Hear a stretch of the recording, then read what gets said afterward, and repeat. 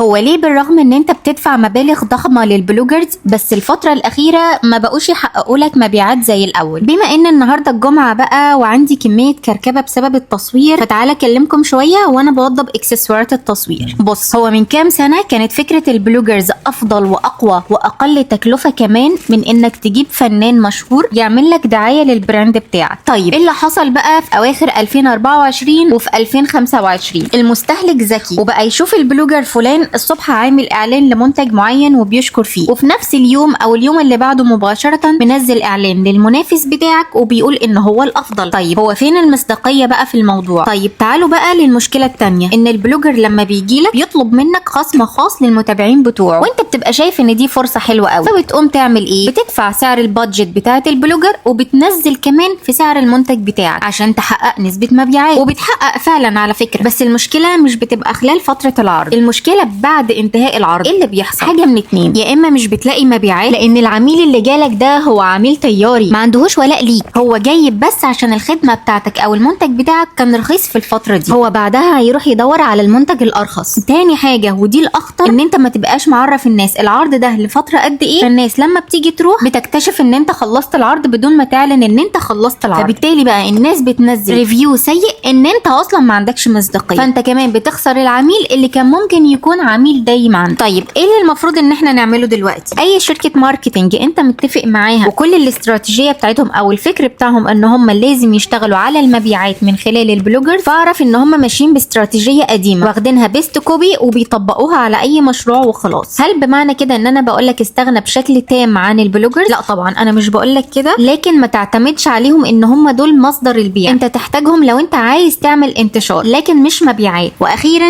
انا خديجة UGC كرياتور وماركتنج مانجر موجودة في الامارات، تابعني عشان هقول لك ايه الجديد في الماركتنج الفترة الجاية.